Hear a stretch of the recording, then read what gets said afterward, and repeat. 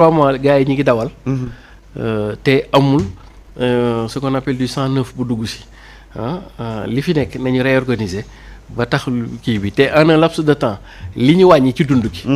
Macky Sall bi mu fi nekkee wàññiwu ko en un laps de temps les 3 premiers mois. mais c'est bon à savoir. voilà très bien Macky Sall même bu dee wàññi affaire denrée de première nécessité bi la wàññi woon maanaam affaire lekk yi mais il n'avait rien fait sur les engrais. mais qu'est-ce qui il fait n'avait que rien fait ci yeneen secteurs yi comprendre il n'avait presque rien fait ci yeneen secteurs yi. c'est après avec tous ces efforts là tous ces actes posés là par le gouvernement de Ousmane Sonko avec le président Diomaye Faye pourquoi les Sénégalais xamuñu wala jotandiwuñu information yooyu. waaw c'est que c'est ça qui est bizarre pour man. qu'est-ce qui ne marche pas. voilà pour man xam nga ndeysaan Olof Ndiaye day wax ni bu for yombee rek sëgg jafe. Ce qui fait la force de Pastef c'est sa capacité de communication. mais on dirait que dañu bàyyi seen force boobu. waaw non bàyyiwuñu force bi mais dañu amagul la capacité de shifter. c'est-à-dire dañu war a changer seen taxawaay. te li tubaab bi naan faire sa mue la mutation mi ngi mel ni am na benn rabu àll dafay jaune kakatar la. xam nga kakatar bu ko neexee mu jaune. waaw toog ba si yàgg mu vert. fu mu dem rek jël couleur bi. très bien léegi temps de passage bi muy jaune di dem vert. pour man parce que foofu nañ nekk te réussir guñu ko. te mu am ci retard xam nga lu tax dama koy faral di expliquer yow soo nekkee opposition dafa am benn forme de communication booy adopté. te looloo la jik. absolument parce que boobu da ngay wuti. booy wuti nag tu es dans les stratégies de communication qu'on appelle la déconstruction et l'opinion. mais soo demee ba am nag sa stratégie de communication dafa war a évoluer dootul nekk la déconstruction mais c'est la construction dootul nekk l'opinion mais ça doit être l'information et foofu nañu peneegu c'est-à-dire ils n'ont pas encore fait totalement leur mue est-ce que comprendre nga. absolument léegi mutation boobu nag mooy tax dañuy réaliser benn affaire yu am solo mais ils n'ont pas encore les capacités. Et quand je parle de capacité, je parle de la communication gouvernementale, institutionnelle. Les réseaux sociaux continuent à bouger, même si c'est pas l'angle souhaité. Non, c'est pas l'angle souhaité. C'est pas l'angle souhaité. Parce que ils sont dans la dérision ou l'autodérision. Mais ils sont pas encore dans l'information. Da ngay jàpp ne ñoom ñu ngi ba tey ci opposition quoi. Absolument. Et bi gën a garaaw nag c'est l'information gouvernementale institutionnelle parce que loolu moo war a joxe l'impulsion. Pour que les autres communications latérales mënu koo jël. Tout à fait. Mais nag il m'a semblé à l'analyse et c'est douloureux de le dire parce que ci laa bokk je fais partie du régime je fais partie de la coalition etc.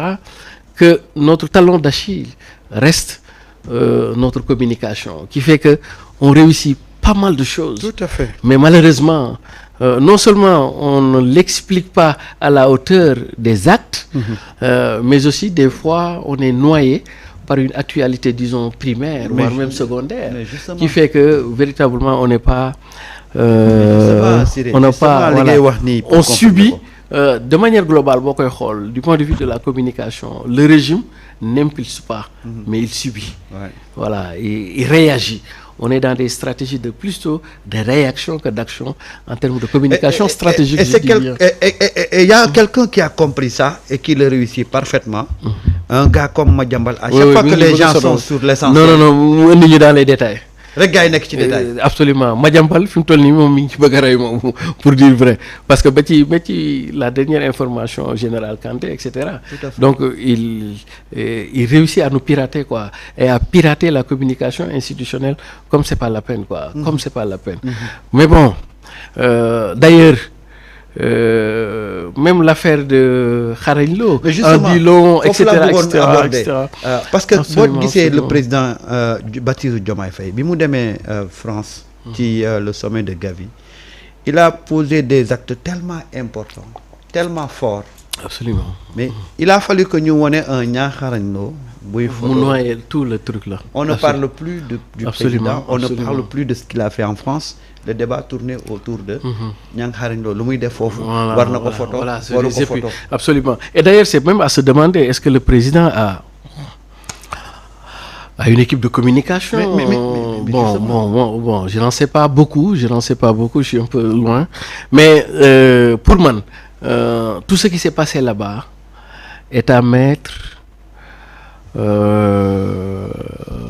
à la responsabilité des équipes de communication de la présidence quand même. Ouais. Parce que... waaw, c'est-à-dire que... non, dafay sax sori. li ñu waroon def sax dafay sori xam nga lu tax d'abord pour man et là ça n'engage que moi pour man le régime en place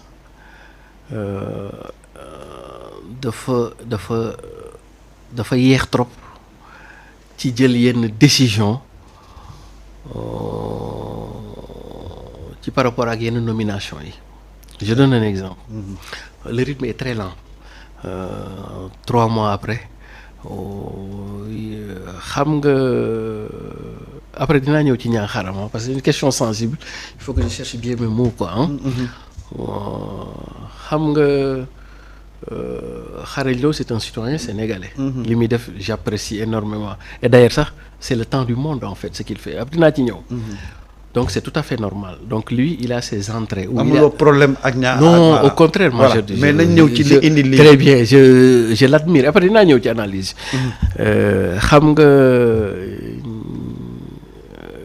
Niang Lo. Niang Xarañ Lo. C'est un citoyen sénégalais. Il a ses entrées avec l'ancien régime, comme il devrait avoir ses entrées avec l'actuel régime. Attention. Parce que c'est un citoyen sénégalais tout court. Et donc, fi may waxee ni les gars sont un peu lents pour man ci yenn nomination yi. Je dis un peu comment ça se passe parce que man nekkoon naa ci diaspora bi. La majeure partie des diplomates qui sont en service, c'est l'ancien régime qui les avait nommés. Absolument. ñoom sax par inadvertance ci biir waxtaan sans pour autant ñuy saboter ki quoi que ce soit. mën nañu informer Niang Xarañ ne que le président sera tant parce que dañuy xam agenda bi ils sont les diplomates accrédités su boobaa Niang Xarañ c'est tout à fait normal en tant que citoyen mu dagg biyam ñëw dem bu ñëwee def li muy def dem. Et donc pour man surtout côté diplomatie. nga xam ni la majeure partie président Macky Sall moo leen fa tegoon. te diplomatie souvent dañ naan c'est une affaire présidentielle c'est une affaire disons personnelle du président de la République. Et ça xam nga en diplomatie un ambassadeur qui est accrédité dans un pays il est d'abord et avant tout le représentant personnel du président de la République. Absolument. Avant d'être le représentant de l'État bi ko fa envoyé. moom la ñuy wax ni la diplomatie c'est une affaire présidentielle. Donc pour man écart boobu li xewoon fële boo ko doon évaluer au plus profond. Quand je fais une analyse stratégique pour man ce sont les contre-coups de yenn retard de nomination yi ñuy def ba tax ni des fois l'information mën na fuiter partout ailleurs première chose. Maintenant deuxième chose là où ça engage la responsabilité des équipes de communication. Parce que li Niang Xarañ def il est dans son droit en fait. Pour 2 raisons d'abord. Première raison ñun dañoo jógee fu sori mooy une société sénégalaise divisée en 2. su fekkee dañu bëgg a réconcilier le peuple sénégalais waruñu def ñii nañ fi jóge ñii falu nañ ñëw toog parce que suñu defee loolu duñu mës a juboo. lan lañu war a def. Très bien ñëpp a war a bokk. mais ci li ngay bokk. day fekk yow nga man ko c'est-à-dire que li ma bëgg a expliquer c'est-à-dire que man je suis pas pour ñu ni non comme Niang Xarañ amoon na accointance ak régime bële dañ ko déedéet pour man l'équipe de la présidence au moment où on est dans les médias 2.0 devrait promouvoir su fekkee am na ci waa PASTEF ou bien la coalition Diomaye. Non am na ci PASTEF. Très bien quelqu'un qui peut faire le kii parce que un président de la République au-delà de RTS dafa war a am ku koy snap. comme Guèye comme nu mu tudd sax Guèye Niang Lo. Niang Xarañ Lo. comme ni ko mu amee woon ci Macky Sall mais daf ko war a am sax ku koy koo xam ni c'est officiel c'est attitré parce que on est dans le monde de vitesse. Il y a quelqu'un comme Ben Talib Saw. Voilà, très bien. Parce qu'on est dans un monde de vitesse. Est-ce que vous comprenez? On est dans un monde de vitesse. On est dans un monde de vitesse. C'est-à-dire que compétence boobu bu amee ci biir Pastef war nañu ko dooleel muy ñëw mais nekk fa à titre officiel. Est-ce que comprends nga? mais ba mu nekk ay affaire de officier xam nga ñaa xarañ loo même ni ko doon defee ak Macky Sall pour man. C'était pas officiel. C'était pas officiel or dañ ko war a officiel. C'est-à-dire que dans l'équipe de stratégie digitale d'un président dafa war a am benn snapper xam nga nu ngeen ko tuddee sax sniper du noonu nga snapper waaw sniper mooy kiy dóori feneel waaw sniper snapper parce que jamonoy technologie foofu la toll est-ce que comprendre nga donc du doon benn affaire boo xam ne c'est à l'improviste et cetera parce que boo xoolee image yi nu mu demee da lay leer ni ñaa xarañ dafa buruxlu quoi dafa profiter saisir benn occasion et cetera et c'est de bonne guerre pour man nag la stratégie tey de communication de la présidence et que de même Ousmane premier ministre primature war nañu am style Jean xarañ loo koo xam ni snap lay nekk parce que on est à la vitesse de l'information à la vitesse lumière xam ni le temps que RTS di jël di monter di traiter et cetera les informations te dañu koy soxla est-ce que donc man du ma ko gisee kii non parce que ñaa loola fee la bokkoon dañu koy war non c'est un Sénégalais comme tous les autres Sénégalais te comme ñun Macky Sall créé nañu ay problèmes yoo xam ne on a une société divisée ñun aussi ci suñu responsabilité président Diomaye Faye dafa war a nekk puso en fait warul nekk lañset en fait daf ñu war a réconcilier ki faroon ak moom ak ki farut ak moom. waaw mais est-ce que comprendre maintenant c'est à eux de leur non moom loolooy cëram. parce que moom bàyyi na en fait démissionné na ci parti bi. Ousmane mën na nekk ci yeneen considération mais Diomaye laa wax en tant que président moom dorénavant moom puso la war a doon est-ce que comprendre na ñi far ak moom ak ñi farut ak moom parce qu'il est le président de la République pour man nag c'est là où je parle d'organisation les services de la présidence ñoo war a organiser loolu su fekkee au niveau de Pastef ou de la coalition il y a un profil qui sait faire et cetera ñu promouvoir ko quitte à ce que ñu légaliser ko nga xam ne day bokk ci convoi wu officiel yi est-ce que comprendre nga su boobaa même bu keneen day def il fait dans la latéralité est-ce que comprendre nga mais du kii ak yooyu kon donc pour man mais c'est de bonne guerre comme li nga wax ni c'est cette influence communication institutionnelle à la fois qui fait que le président day dem ba réunion affaire vaccin yooyu te yaa ngi gis Covid mi ngi commencé jógaat l'on a retenu qu'une chose ñaaxarañ loo Sénat bi na ko oto bi voilà et cetera c'est dommage or le président a fait un excellent discours tout à fait il a une fois de plus réaffirmé la nouvelle Afrique qui se dresse à l'horizon obstinément pour parler comme Birago Diop mais de manière très courageuse et les ruptures nécessaires mais dommage. On n'a pas parlé de ça. On n'a pas parlé de ça. Les premières images yi nga gis. ci rencontre am ak Macron. lan la inspiré. Oui bon on était dans les diplomatiquement corrects hein. Tu as vu mais man non si mais man dama koy dëpp sax question bi nga ma laaj. waaw dama koy dëpp quoi. noo koy dëppee. parce que Macron moom Diomaye jaaxalu ko. ku ko jaaxal moom Ousmane Sonko moo ko jaaxal. kon xam nga Olof Njaay nee na. jéem mënul. dafay xool ki la gën a jege mu jaare fa. Macron problème am du Diomaye mais problème am Ousmane la mooy comme ñemewul Ousmane dana koy cokkaas. te des fois cokkaas bi mën nay jaar ci Diomaye.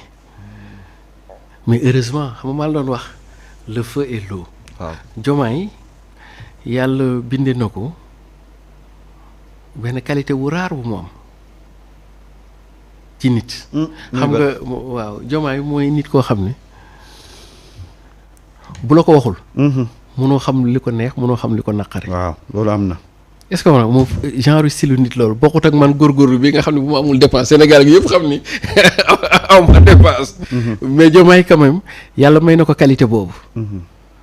te duy wax il ne se laisse pas découvrir quoi.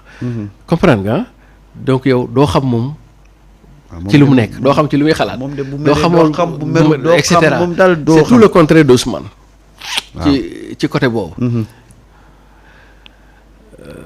d'ailleurs soo ma koy laaj ci Diomaye Sarkozy dama naan la Diomaye Macron Ousmane Sonko xam nga Macron a fait exprès